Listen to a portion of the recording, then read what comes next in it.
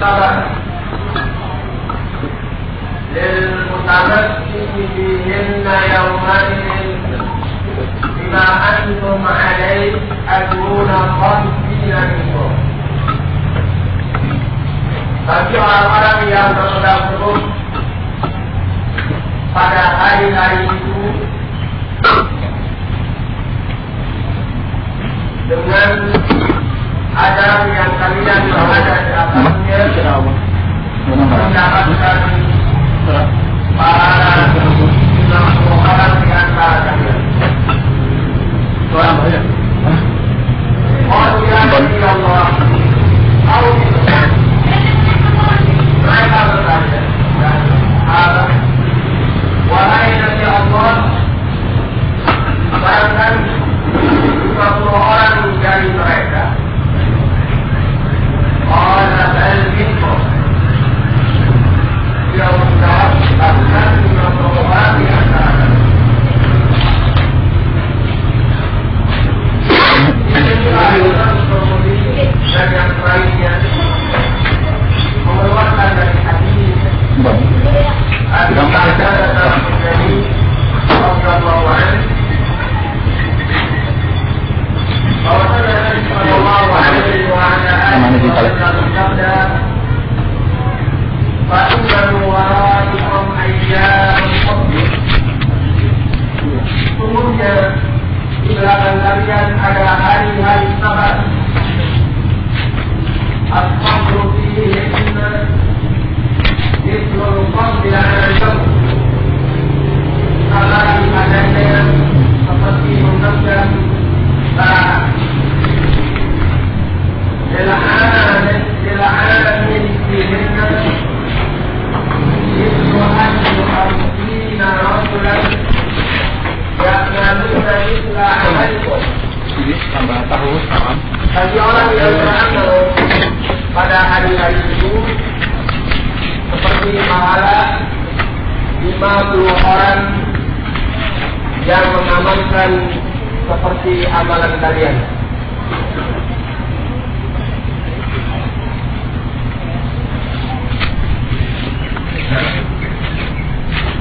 Ini adalah riwayat-riwayat di mana Nabi sallallahu alaihi wasallam menjanjikan kepada kita semuanya bahwa barang siapa yang mengamalkan sunnah Nabi di hari-hari yang penuh kesabaran ini, dia mendapatkan pahala 50 orang bahkan yang sahabat. Ini tidaklah menunjukkan bahwasanya generasi setelah sahabat adalah generasi yang lebih baik. Tapi ini menunjukkan bahwasanya orang yang mengamalkan sunnah di hari-hari yang penuh dengan kesabaran mendapatkan keutamaan yang besar. Ya. Ayyam al-Qabr, hari-hari kesabaran yang telah beliau beritakan ini, beliau mengamalkan bahwa orang yang mengamalkan pada hari-hari itu laksana seperti orang yang menggenggam barang. Bagaimana barang yang digenggam? Barang itu kalau digenggam, maka tangan orang yang menggenggamnya akan terbakar.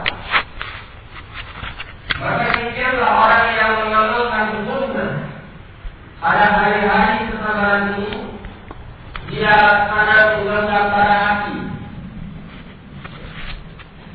Tetapi kalau dia melepaskan as-sunnah, maka seperti yang telah dikabarkan oleh Rasulullah sallallahu alaihi wa ala alihi wasallam bahwa dia akan binasa. Ini adalah hari-hari yang berat. Hari-hari di mana orang-orang yang ingin mengamalkan sunnah menghadapi tantangan-tantangan, menghadapi rintangan-rintangan, ujian-ujian, cobaan-cobaan untuk bisa melaksanakannya. Hari-hari Al-Qabr yang telah dikabarkan oleh An-Nabi sallallahu alaihi wasallam ini disebutkan di dalam riwayat, yaitu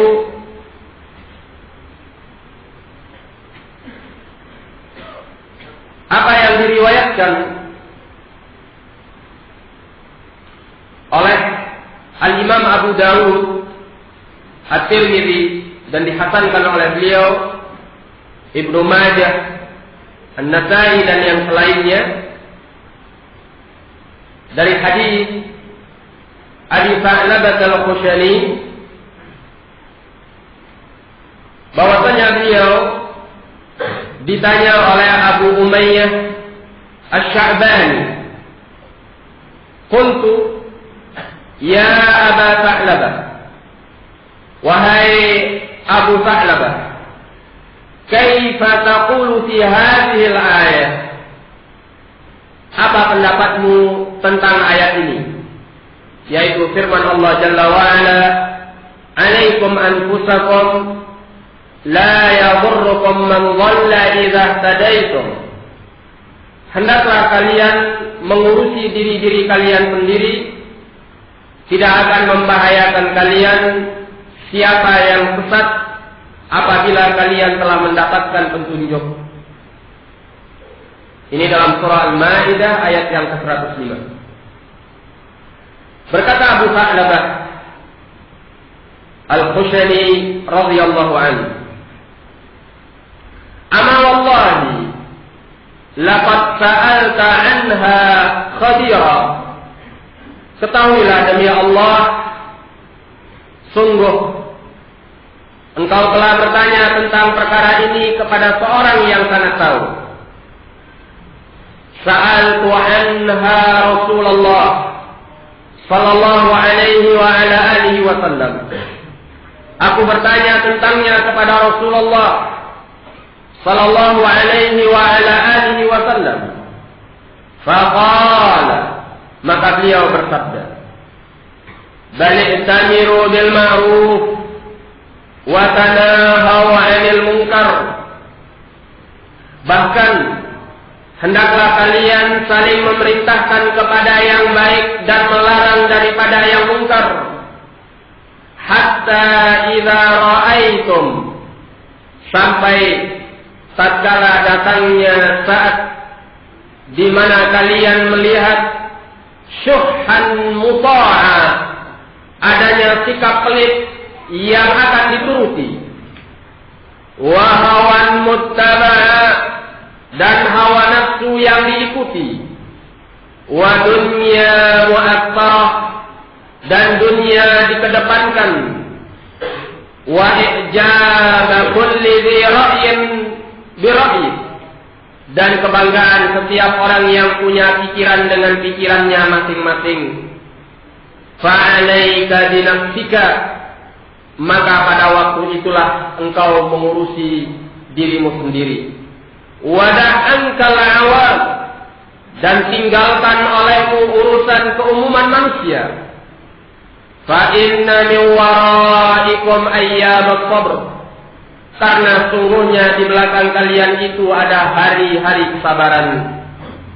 As-sabru fihi mithlu qabdi 'ala al-jabr, kesabaran padanya seperti mithlul qabd 'ala al-jabr, seperti menggenggam bara api.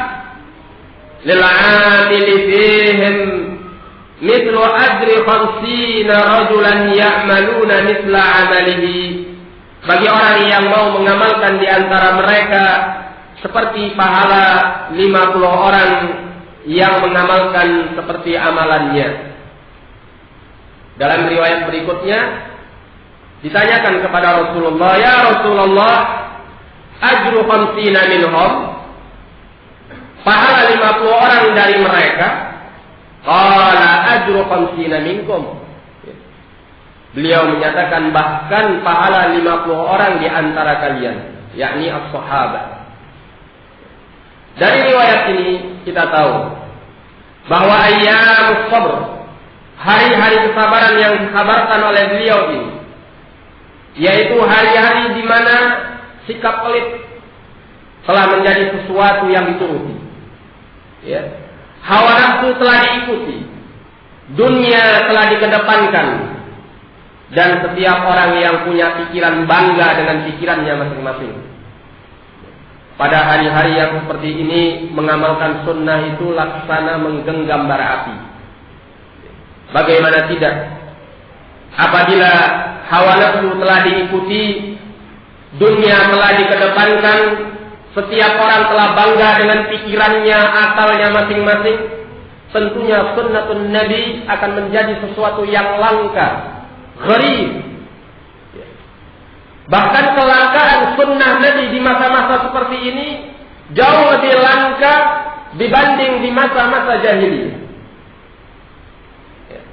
Kalau di masa-masa jahiliyah kelangkaan sunnatun Nabi itu dikarenakan mereka adalah orang-orang kafir yang tidak mengenal Islam. Ya. Mereka terbiasa dengan agama syirik. Mereka terbiasa dengan ajaran kufur. Mereka terbiasa dengan segala pelanggaran-pelanggaran terhadap agama Allah. Wajar saja pada waktu itu ajaran Nabi menjadi sesuatu yang asing, gharib. Orang-orang yang mengamalkannya disebut dengan ghuraba, orang-orang yang asing, aneh, langka. Tetapi masa-masa yang disebutkan oleh Nabi ini jauh lebih asing, lebih langka, lebih aneh. Kenapa? Karena keterasingan, kelangkaan, keanehan sunnah itu dirasakan di tengah-tengah orang yang mengaku muslimin, yang mereka mengucapkan la ilaha illallah wa anna muhammadan rasulullah. Al-ghurbah yang terjadi pada waktu ini asyad, lebih dahsyat daripada keterasingan di masa lampau. Sesuatu yang langka kalau di tengah-tengah orang yang tidak pernah mengikrarkannya, mengucapkannya, mengenalnya sama sekali, itu wajar. Iya. Tetapi kelangkaan di tengah-tengah orang yang mengikrarkannya, mengucapkannya, ya, mengakuinya, bahkan berjanji untuk mengikutinya, tetapi dia tidak pernah kenal apa yang telah dia ikrarkan, apa yang telah dia ucapkan tadi, apa yang telah dia janjikan tadi. Ini kelangkaan yang sangat dahsyat. Ya. Keanehan dan keterasingan yang sangat dahsyat. Ya. Oleh karena itu, An-Nabi sallallahu alaihi wasallam menyatakan, innal Islam bada'a ghariban fasayaudu ghariban kama bada. Islam itu pernah asing. Ajaran Nabi itu pernah asing. Ini keterasingan yang pertama di masa jahiliyah. Kemudian diutusnya beliau alaihi salatu wassalam. Wa sayaudu ghariban, dan akan kembali asing. Nah, ini keterasingan yang kedua yang lebih dahsyat. Kama bada, sebagaimana dahulu pernah dimulainya. Fatuba lil ghuraba, maka berbahagialah bagi orang-orang yang dirasa asing. Sebutkan dalam sebagian riwayat, alladzina yuslihuna inda fasadin nas, yaitu orang-orang yang mengadakan perbaikan ketika manusia itu rusak. Inilah orang-orang yang mengamalkan sunnah di saat-saat keterasingan ajaran Nabi sallallahu alaihi wasallam. Dia mau mengamalkannya, dia mau menunaikannya, dia mau bersungguh-sungguh untuk memperjuangkannya. Ini laksana menggenggam dalam bara api. Ya, artinya perkaranya bukan perkara yang gampang dan mudah. Memang memegang sunnah di masa-masa seperti ini berat, luar biasa. Ya. Kita sekarang merasa kita punya teman, ya, apalagi di dalam majelis kajian seperti ini, kita punya banyak saudara-saudara yang seiman dan sejalan dengan kita dalam mengamalkan sunnah, kita merasa kuat. Tetapi coba ketika kita kembali ke wilayah, ke daerah, ke tempat kita masing-masing, ya, ketika kita merasa keterasingan, orang yang seperti kita ini langka. Orang yang mau mengamalkan sunnah itu, kita celinguk kanan, kiri, depan, belakang, atas, bawah, tidak ada. Kita merasa betapa beratnya mengamalkan sunnah. Ketika kita merasa asing, ya, di tengah-tengah orang yang mereka mengaku wa asyhadu anna Muhammadan Rasulullah. Bukan saja kita tidak mendapatkan teman yang mendukung kita untuk sama-sama mengamalkan sunnah, tetapi bahkan di beberapa tempat kita mendapatkan permusuhan dari mereka-mereka yang mengaku asyhadu anna Muhammadan Rasulullah. Betapa beratnya mengamalkan sunnah pada masa-masa yang seperti itu. Oleh karena itu, wajar kalau beliau menjanjikan orang yang mau mengamalkannya, orang yang mau melaksanakannya dalam kondisi yang seperti ini, dia mendapatkan 50 kali lipat pahala, bahkan dari kalangan as-sahabatu radhiyallahu anhum. Ya. Jadi di saat-saat yang seperti ini memang kita perlu membaca hadis-hadis yang menguatkan perasaan kita, jiwa kita, ya, semangat kita, iman kita untuk tetap berpegang dengan sunnah Nabi sallallahu alaihi wa ala alihi wasallam. Karena banyaknya goncangan-goncangan, ujian-ujian, cobaan-cobaan, halangan-halangan, rintangan-rintangan yang kita hadapi.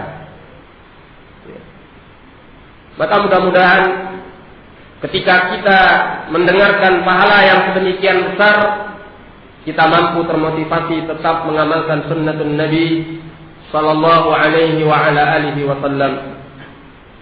Nah, demikian pula, ya, kalau ini mengamalkan sunnah, demikian pula dengan orang yang menghidupkan sunnah. Ketika sunnah itu telah mati, apa artinya telah mati? Telah ditinggalkan oleh manusia. Ya. Kalau di sini tadi dijanjikan pahala 50 orang, bahkan dari kalangan as-sahabat yang mengamalkannya. Ya. Bagi orang yang mau menghidupkan as-sunnah yang telah ditinggalkan oleh manusia, apabila manusia kemudian mengikuti sunnah yang tadi dia hidupkan kembali, maka dia mendapatkan pahala siapa saja yang mengamalkannya. Ya. Sehingga kalau ada sunnah yang mati, yang telah ditinggalkan oleh manusia, segera kita hidupkan, kita galakkan, kita masyarakatkan. Ya. Apa saja yang kita lihat kurang diamalkan di tengah-tengah manusia, di masyarakat kita kenalkan kepada mereka bahwa ini adalah sunnah. Ya. Kita sampaikan, kita dakwahkan kepada mereka dengan cara yang baik, sehingga mereka bisa mengamalkannya seperti apa yang kita amalkan.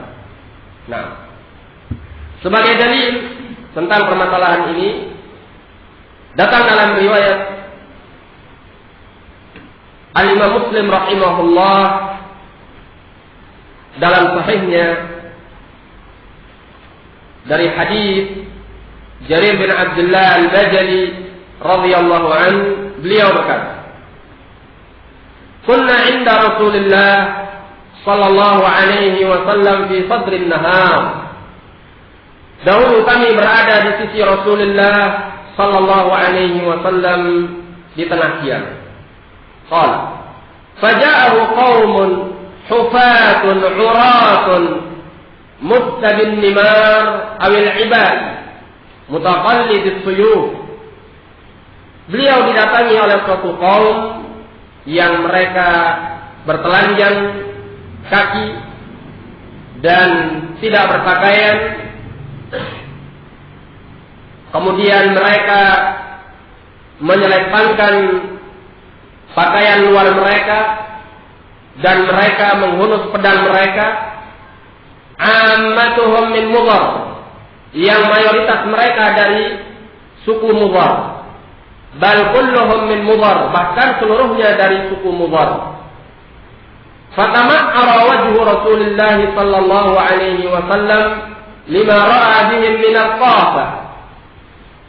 Maka wajah Rasulullah sallallahu alaihi wasallam berkerut tatkala melihat kemiskinan yang ada pada mereka. Fadakhala thumma kharaj. Maka beliau masuk, kemudian beliau keluar kembali. Fa'amara Bilalan fa'adzana wa aqam. Maka beliau perintahkan kepada Bilal, lalu Bilal mengumandangkan azan dan menegakkan iqamah. Fa shalla, maka beliau pun sallallahu alaihi wasallam melaksanakan as-shalah. Tsumma khataba, kemudian beliau berkhutbah. Faqala, maka beliau bersabda, Ya ayyuhan nas ittaqu rabbakum alladhi khalaqakum min nafsin wahidah. Sampai akhir ayat, innallaha kana 'alaikum raqiba. Kemudian juga beliau membaca ittaqullaha wal tanzur nafsum ma qaddamat lighad wattaqullaha innallaha khabirun bima ta'malun. Kemudian tasaddaqa rajulun min dinari, maka seorang dari kalangan muslimin bersedekah dengan dinarnya. Min dirhami, ada yang dari dirhamnya. Wa min thawbihi, dan ada yang dari pakaiannya. Min sa'i burrihi, ada yang dari satu sa' biji gandumnya. Min sa'i tamrihi, ada yang dari satu sa' tamernya, kurmanya. Hatta qala walau bisyikki tamrah, sampai beliau menganjurkan bersedekah walaupun dengan separuh kurma. Faja'a rajulun minal ansar, maka datanglah seseorang dari kalangan Ansar bisurratin kadat kaffuhu ta'jizu anha, dengan suatu kantong atau dengan suatu genggaman yang hampir-hampir dia tidak mampu untuk mengumpulkannya. Bal qad ajizat, bahkan dia tidak mampu. Tsumma tataba'a an-nasu hatta ra'aitu qaumain min ta'amin wa thiyabin. Kemudian manusia mengiringinya secara berturut-turut sehingga aku melihat ada dua tumpukan dari makanan dan pakaian. Hatta ra'aitu wajah Rasulullah sallallahu alaihi wasallam yatahallal ka'annahu mudhhabah, sehingga aku melihat wajah Rasulullah sallallahu alaihi wasallam berseri-seri seolah-olah wajah itu mengkilau keemasan. Faqala Rasulullah sallallahu alaihi wasallam, man sanna fil Islam sunnatan hasanah, barang siapa yang mencontohkan di dalam Islam dengan contohan yang baik, falahu ajruha wa ajru man 'amila biha ba'dah, maka dia mendapatkan pahalanya dan pahala orang yang mengamalkan setelahnya, min ghairi ayyan qusa min ujurihim syai', tanpa mengurangi pahala-pahala mereka sedikit pun. Nah, dari riwayat ini para ulama kita mengatakan bahwa orang yang menghidupkan sunnah setelah sunnah itu ditinggalkan oleh manusia, maka dia mendapatkan pahala siapa saja yang mencontohnya dalam mengamalkan sunnah itu. Ya. Nah, kenapa? Karena dia telah mensunnahkan di dalam Islam sesuatu yang baik, mencontohkan di dalam Islam sesuatu yang baik. Ya. Bukanlah artinya dia membuat-buat perkara baru yang dianggap baik di dalam Islam. Karena yang seperti ini dilarang oleh Rasulullah sallallahu alaihi wasallam. Iyyakum wa muhdatsatil umur, kata beliau. Hindari oleh kalian perkara-perkara baru dalam agama. Jadi kalau seorang ingin mencontohkan sunnah yang baik di dalam Islam, maka hendaklah dia mengambilnya dari sunnatin Nabi sallallahu alaihi wa ala alihi wasallam. Sekarang ini banyak sekali, ya, sunnah-sunnah yang telah ditinggalkan oleh manusia. Apalagi di tempat-tempat yang jauh dari para ulama. di tempat-tempat yang jauh dari para penuntut ilmu syar'i, ya. Di tempat-tempat yang jauh dari marakizil ilm, di puncak-puncak gunung, di pedusunan yang jauh, di pedalaman, ya, yang mereka jarang tersentuh oleh dakwah sunnah. Bahkan di tengah-tengah kota pun sering kita melihat adanya komunitas yang mereka itu tidak kenal akan sunnatun Nabi Sallallahu Alaihi Wasallam. Ya. Apakah sunnah Nabi yang hukumnya wajib atau yang mustahil? Ya. Kita contohkan kepada mereka dengan mengamalkan atau mendakwahkan atau menyampaikan atau menasihati atau apa saja cara kita. Kita hidupkan kembali. Ya. Nah, bahkan di tengah-tengah ikhwan kita yang mereka sama-sama punya antusias untuk mengamalkan sunnah. Ketika kita tahu ada sunnah yang hilang di tengah mereka, kita hidupkan kembali. Ya. Seperti misalnya dalam sholat kita lihat di mana barisan ikhwan kita masih renggang. Ya. Coba kita hidupkan. Ya. Barang siapa yang mencontohkan bahwa dia merapatkan barisan kemudian diikuti oleh yang lain, mudah-mudahan dia mendapatkan pahala yang lainnya. Ya. Misalnya jarang di antara mereka yang memakai siwak, ya, dia contohkan dalam rangka mengikuti An-Nabi, ya, bahwa siwak ini adalah bukan hanya sekedar pembersihan tapi juga sunnah misalnya. Ya. Kemudian banyaklah seperti sholat dengan memakai sendal, ini yang sangat langka. Diamalkan baik di kalangan ahlus sunnah atau di kalangan muslimin. Ya, sholat dengan sendal yang telah sepakat para ulama tentang disyariatkannya. Bahkan An-Nabi Sallallahu Alaihi Wasallam menyatakan khaliful yahud, selisih al-yahud, karena mereka itu tidak sholat dengan sendal-sendal mereka. Ya.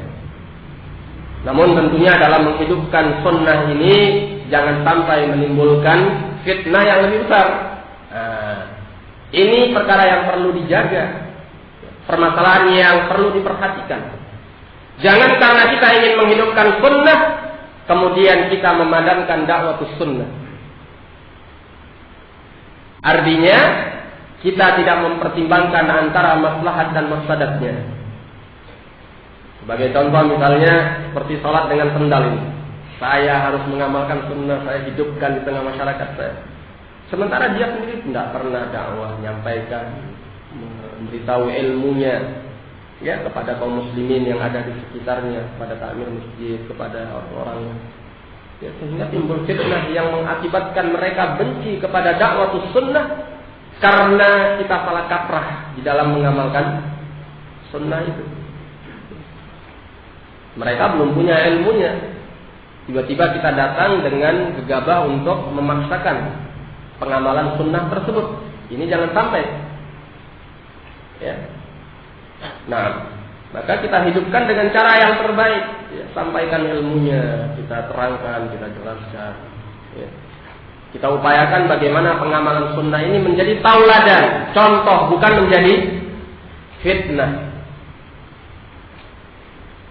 Fahimtum ya akhwan? Ini pengamalan sunnah yang harus dihidupkan tanpa menimbulkan masalah. Baik. Kecuali apabila fitnah itu lebih kecil daripada maslahatnya, atau fitnah itu tidak berarti bagi pengamalan sunnah tersebut, maka tidak mengapa insyaallah. Nah. Kemudian di antara keutamaan mengamalkan sunnah, berpegang dengan sunnah, dan ini adalah faedah yang sangat besar yang bisa dirasakan oleh pribadi dan masyarakat kita wahai kaum muslimin. Ya, terutama di kalangan ahlus sunnati wal jamaah, bahwasanya berpegang dengan sunnatun Nabi itu menghalangi kita daripada al-iftiraq, perpecahan, pertikaian dan perselisihan. Allah menyatakan di dalam Al-Quran, fa in tanaza'tum fi syai' farudduhu ila Allah war Rasul in kuntum tu'minuna billahi wal yawmil akhir dzalika khairu wa ahsanu ta'wila. Apabila kalian bertikai tentang sebuah perkara, maka pulangkanlah, pulangkanlah permasalahan itu kepada Allah dan kepada Rasulnya. Jika kalian beriman kepada Allah dan hari akhir, itu lebih baik penyelesaiannya. Ini menunjukkan bahwa memulangkan permasalahan kepada as-sunnah akan menghentikan segala pertikaian, perselisihan, dan permusuhan yang ada. Naam. Baik. Allah menyatakan pula di dalam Al-Quran, وَلَا تَكُونُوا كَالَّذِينَ تَفَرَّقُوا وَاخْتَلَفُوا مِنْ بَعْدِ مَا جَاءَهُمُ الْبَيِّنَاتُ. Janganlah kalian seperti orang-orang yang bercerai-berai dan berselisih setelah datang kepada mereka keterangan-keterangan yang nyata. Ikhwan fiddin rahimani wa rahimakumullah. Ahlus sunnati wal jamaah sangat terpanggil dengan ayat ini. Setelah mereka mengenal sunnatul Rasul, setelah mereka mengecap nikmatnya ajaran Nabi Sallallahu Alaihi Wasallam, kemudian mereka masih bertikai, berselisih, berpecah. Ini adalah sikap sebagaimana perbuatan ahlul kitab. Mereka-mereka yang telah dilaknat dan dicela oleh Allah Jalla wa Ala. Mereka berpecah, mereka bertikai, mereka berselisih setelah datang kepada mereka Alkitab, setelah datang kepada mereka keterangan dan petunjuk. Apakah kita akan meniru, akan mentauladani al-Yahud wan Nasara yang mereka bertikai dan berpecah belah? Perpecahan dan pertikaian itu jauh daripada ahlus sunnati wal jamaah. Kenapa mereka disebut ahlus sunnati wal jamaah? Mereka dinyatakan sebagai ahlus sunnah karena mereka berada di atas sunnah, karena mereka berada di atas ajaran Nabi. Dan mereka disebut dengan al-jamaah karena mereka bersatu, padu di atas ajaran Nabi. Sementara lawan daripada mereka adalah ahlul bid'ati wal furqah. Kenapa disebut dengan ahlul bid'ah? Karena mereka berada di atas ajaran yang tidak dicontohkan dan ditauladankan oleh Nabi Sallallahu Alaihi Wasallam. Kenapa mereka diidentikan dengan al-furqah, perpecahan dan pertikaian? Karena mengada-ada dalam ajaran agama itu akan membawa pertikaian dan perpecahan. Kalau setiap orang sudah mengambil pikirannya masing-masing, anggapannya masing-masing, kemudian logikanya masing-masing, ini tidak akan pernah ketemu. Belum tentu yang baik menurut sebagian pihak, baik menurut yang lainnya. Jelek menurut sebagian pihak, jelek menurut yang lainnya. Tetapi sunnatun Nabi mengumpulkan kita di bawah tuntunan wahyu. Ini yang selalu Allah ingatkan di dalam banyak ayat Al-Quran. Maka wahai ahlus sunnah, kita panggil kepada semua ahlus sunnati wal jamaah, hilangkan segala pertikaian, perpecahan dan perselisihan itu. Karena pertikaian, perpecahan dan perselisihan itu datangnya dari syaitan. Wallahi tidak ada sumbernya kecuali hanya dari syaitan. Asy-syaitanu yanzahu bainakum, kata Allah. Syaitan itu yang menyelinap di antara kalian. Masalah kecil akan menjadi besar dengan tipu daya syaitan. Sesuatu yang semestinya bisa diselesaikan menjadi ruang perpecahan yang dahsyat ketika kita terpedaya oleh tipu daya syaitan. Maka sangat diherankan kalau ada sebagian ahlus sunnah senang dengan perpecahan dan pertikaian, perselisihan. Subhanallah. Orang yang seperti ini ma yafhamus sunnah, tidak memahami as-sunnah. Karena sunnatun Nabi Sallallahu Alaihi Wasallam melarang kita daripada perpecahan itu. Nah, Berkata Syekhul Islam bin Taimiyah rahimahullah, al-bid'atu maqrunatun bil furqah, kama anna sunnata maqrunatun bil jamaah. Bid'ah itu, kata Syekhul Islam, selalu bergandengan dengan perpecahan. Sebagaimana bahwasanya sunnatun Nabi selalu bergandengan dengan persatuan, al-jamaah.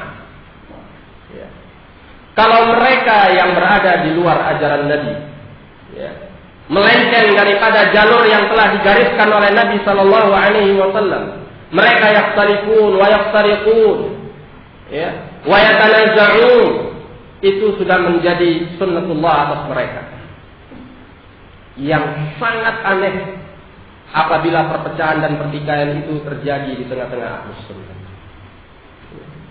Ini mengajari kita untuk kita lebih dewasa di dalam mengilmui, mengamalkan dan mendakwahkan sunnatun Nabi, terutama di dalam persinggungan dan hubungan di antara sesama kita Ahlus Sunnah wal Jamaah.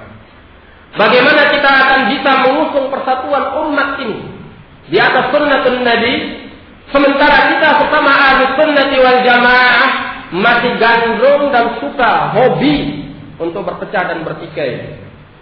Kalau ada fitnah, perpecahan dan pertikaian, semua pada nguping, senang. Ya subhanallah. Itu bukan perkara yang baik. Sewajarnya kita malah sedih. Kok bisa terjadi perpecahan, pertikaian dan perselisihan itu? Sehingga kita berpikir apa solusinya? Apa jalannya? Semestinya kita yang berprinsip sama di atas Alkitab wa Sunnah, mesti kita akan bertemu. Mesti akan satu jalannya. Kenapa bertikai dan berselisih? Nah, maka orang-orang yang menimbulkan perpecahan, pertikaian, perselisihan di tengah-tengah barisan Ahlus Sunnah wal Jamaah, fahuwa la'im. Orang yang rendah dan hina, orang yang tidak dirahmati oleh Allah, siapapun dia. Karena Allah menyatakan di dalam Al-Quran, وَلَا يَزَالُونَ مُخْتَلِفِينَ إِلَّا مَنْ رَحِمَ رَبُّكَ. Mereka senantiasa berselisih kecuali siapa yang dirahmati oleh Rabb. Mafhumul ayat, bahwa orang yang dirahmati oleh Allah tidak akan berselisih, dan mereka adalah Ahlus Sunnah. Sementara orang yang tidak dirahmati oleh Allah pasti akan berselisih. Ini orang yang berselisih. Bagaimana dengan orang yang mencetuskan perselisihan itu? Orang yang memunculkan pertikaian dan perpecahan itu? Bukankah pantas kalau dinyatakan dia bahwa dia adalah orang yang tidak dirahmati oleh Allah? Naam. Ikhwan fillah rahimani wa rahimakumullah. Kita melihat kenyataan ini, realita pada sebagian kita. Karena Ahlus Sunnati wal Jamaah berbicara ma lahum wa ma alaih. Apa yang menjadi kelebihan mereka dan apa yang menjadi kekurangan mereka. Kegandrungan sebagian dari kita yang mengaku mengikuti sunnah, untuk gampang-gampang bertikai, berselisih, berpecah dengan saudaranya, ini adalah kegandrungan yang harus dibuang jauh-jauh. Bahkan hendaknya kita mengganti yang demikian itu dengan ruhur rahmah. Hendaknya kita punya kasih sayang sama saudara kita, terutama Ahlus Sunnah. Kasih sayang, kelembutan, kecenderungan jiwa, saling kuat menguatkan, ta'awun. Karena siapa Ahlus Sunnah yang akan menguatkan, menolong, membantu kamu di dalam menghadapi orang-orang yang tidak suka kepada sunnatun Nabi, kecuali mereka yang sama dengan kamu, punya semangat untuk mengamalkan sunnah. Apakah kamu akan mencari dukungan dan bantuan itu dari selain Ahlus Sunnah? Apakah kamu akan tunggu dari Ahlul Bidah? Apakah kamu akan tunggu dari Ahlul Kufur? Kalla wallah. Ya. Siapa lagi yang akan menguatkan? Siapa lagi yang akan mendukung? Siapa lagi yang akan jalan bergandengan tangan bersama kita kalau bukan sesama Ahlus Sunnah? Ya. Allah menyatakan tentang Nabi Musa alaihi salam dengan saudaranya Harun. Allah menyatakan wa nashuddu 'adudaka bi akhi, dan kami kokohkan, kami kuatkan lenganmu dengan saudaramu. Maka kita menyesalkan dengan sangat sesal adanya pertikaian dan perselisihan di kalangan Ahlus Sunnah wal Jamaah, apapun itu bentuknya. Ya. Barang siapa yang mencetuskan, menyebarkan pertikaian dan perselisihan itu, maka huwa rajulun la'im. Ya. Dulu Syekhuna Muqbil rahimahullah sangat murka apabila ada seorang yang berbicara tentang saudaranya yang lain dari Ahlus Sunnah dengan pembicaraan yang jelek. Ya. Beliau menyatakan la yatakallamu fi ahli sunnati illa la'in. Tidak ada yang berbicara tentang Ahlus Sunnah kecuali orang yang rendah. Kemudian beliau menyatakan fala yalumanna illa nafsah. Orang yang seperti ini janganlah dia merendahkan kecuali dirinya sendiri. Karena Ahlus Sunnah wal Jamaah saling kuat menguatkan, saling ta'awun, saling mencintai, saling mendukung, saling. Nah, Asy-Syaikh Rabi' bin Hadi hafizahullah mengingatkan di dalam sebuah ceramah beliau yang telah ditranskrip bahwa beliau sangat menyesalkan adanya zahirah, ya, kenyataan pada sebagian Ahlus Sunnah yang sangat ekstrim sehingga dia gampang menghantam Ahlus Sunnah yang lainnya. Mutasyaddid, tetapi sikap tegas dan kerasnya bukan kepada ahlul bidah, tetapi sekarang ini muncul kenyataan di mana sebagian Ahlus Sunnah itu keras terhadap sebagian yang lainnya. Ya. Bahkan muncul peringatan-peringatan dari sebagian yang lainnya. Ya. Bahkan mulai berbicara tentang ulama, ya, berbicara tentang ulama yang diagungkan di tengah-tengah Ahlus Sunnah. Ya. Ini adalah kenyataan yang menyelisihi sunnatun Nabi sallallahu alaihi wa ala alihi wasallam. Kenyataan ini yang merusak dakwah kepada sunnah ini. Manusia menjadi lari daripada dakwah sunnah bukan karena mereka benci kepada sunnatun Nabi, tapi karena mereka tidak suka melihat sikap orang yang mengaku-aku mengikuti sunnah itu. Kita punya dosa kalau manusia lari daripada Islam dan sunnah ini karena ulah kita. Intabihu hafizahumullah. Ya, hati-hati dari orang-orang yang suka mencetuskan pertikaian dan perselisihan dan perpecahan di kalangan Ahlus Sunnah. Siapapun dia, apapun statusnya, ya. Karena kita tidak pernah menerima kesalahan dari seorang pun. Ya. Kullu ahadin yuqadu min qawlihi wa yurad. Setiap orang itu diambil ucapannya dan dibuang. Illa sahib hadzal qabr, kecuali pemilik kuburan ini, kata Imam Malik rahimahullah. Ya. Maka ikhwani fiddin rahimani wa rahimakumullah, kalau kita melihat orang yang desas-desus, bisik-bisik, mulai berbicara tentang fitnah, perpecahan ini, perpecahan itu dan sebagainya, ya, maka hendaklah kita katakan kepadanya, uskut anta ya akhi. Ya, diam. Nah, satu sikap yang diajarkan oleh Syekh Muhammad bin Hadi al-Madkhali hafizahullah di dalam menghadapi datangnya fitnah, beliau nyatakan bahwa wa antulama 'ala sukut afdal min antulama 'ala al-kalam. Engkau dicela karena engkau diam itu lebih baik daripada engkau dicela karena engkau berbicara. Karena diam itu pasif, tidak menimbulkan dampak apa-apa. Atau dampaknya qasirah, ya terbatas.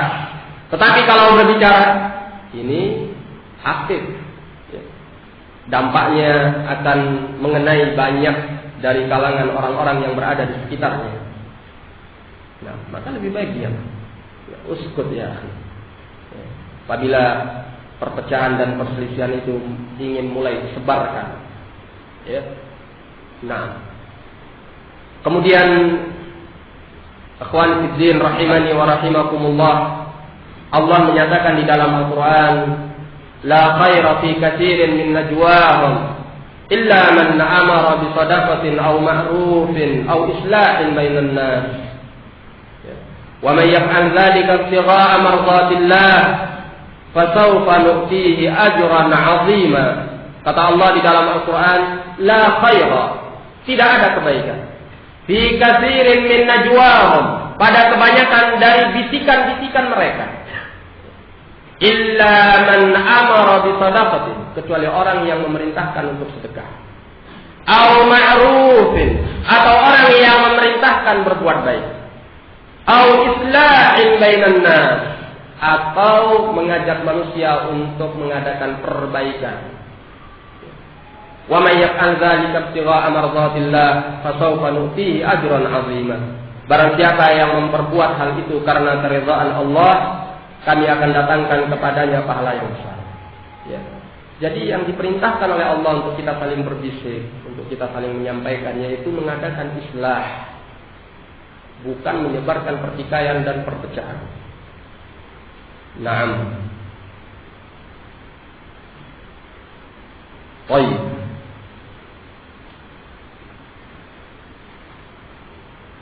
Kecuali permasalahan ini kita kecuali ya, apabila permasalahan itu sudah menjadi sesuatu yang nyata, yang jelas, yang kita tahu kebenaran di dalamnya, ya, yang kita khawatir kalau kita tidak menyampaikan maka saudara kita itu akan termakan dengan kesesatan dan kebatilan, boleh kita menyampaikan apa yang kita anggap bahwa itu adalah hak. Bukan kita menyebarkan pertikaian dan perselisihannya, tapi dalam rangka bayan hak, menerangkan yang benar, waradul batil, dan menjelaskan yang batil. Tapi kalau kita belum tahu, masih gonjang-ganjing, isu fitnah, kita tidak tahu apa penyelesaiannya, ya, masih hanya sekedar qila wa qal, ya, kabar angin, kabar burung, ya, atau permasalahan yang masih mungkin ingin diselesaikan di kalangan pihak tertentu, ya, naskut, ya, kita diam supaya pertikaian dan perpecahan itu tidak melebar dan membesar. Akhwani fiddin rahimani wa rahimakumullah. Dalam akhir pertemuan ini kita bacakan ucapan Ibrahim At-Taimi rahimahullah. Beliau berkata, Allahumma qsimni bidinika wa bisunnati nabiyyik. Ya Allah, peliharalah aku dengan agamamu dan dengan sunnah nabimu, minal ikhtilafi fil haqq, dari bentuk perselisihan dalam kebenaran. Ya, ini bahaya masalahnya. Ya, berselisih dalam al-batil itu sudah menjadi sifat kebatilan itu. Yang namanya al-batil mesti akan membawa kepada pertikaian, perselisihan, ya, perpecahan, dan ujung-ujungnya pertumpahan darah, penghungusan pedang. Nah, tapi yang sangat dikhawatirkan bahkan oleh para ulama salaf ketika terjadinya pertikaian dan perselisihan itu di dalam al-haq, ya, setelah kita kenal kebenaran. Nah, ya Allah, peliharalah aku dengan agamamu dan dengan sunnah nabimu dari segala perselisihan dalam kebenaran. Wa minat tiba'il hawa, dan jagalah aku dengan agamamu dan sunnah nabimu dari mengikuti hawa nafsu. Wa min subulid dhalalati, dan dari segala jalan-jalan kesesatan. Wa min syubuhatil umur, dan dari kerancuan-kerancuan perkara-perkara agama. Wa minaz zayghi wal khusumat, dan jagalah aku dengan agamamu dan sunnah nabimu dari penyimpangan dan permusuhan-permusuhan. Nah, doa yang sangat baik diucapkan oleh Ibrahim As-Sayyid, bagus untuk kita ucapkan pula di dalam kesempatan-kesempatan mustajabah yang kita miliki. Nah, wa akhirul kalam dari pembahasan semua ini, bahwa kita meminta kepada Allah Jalla wa'ala, Allahumma amitna ala al-islami was sunnah. Kita meminta kepada Allah Jalla wa'ala, ya Allah, wafatkanlah kami di atas keislaman dan di atas as-sunnah. Karena tidak ada kebahagiaan yang melebihi kebahagiaan kita meninggal di atas Islam dan di atas sunnatin Nabi sallallahu alaihi wa ala alihi wasallam. Sungguhnya pembahasan mengenai as-sunnah ini, sebagaimana yang disebutkan oleh ahlul ilm, adalah pembahasan yaqulu bahtuhu wa dzikruh. Ya. Pembahasan yang panjang pembicaraannya dan pembahasannya. Namun apa yang telah kita sampaikan mudah-mudahan bisa mendorong kita untuk lebih termotivasi di dalam mengamalkan sunnah, atau untuk kita teguh di atas sunnah yang telah kita ketahui. Dan saya sudahi sampai di sini. Wallahu a'lam bishawab. Wabillahi taufiq.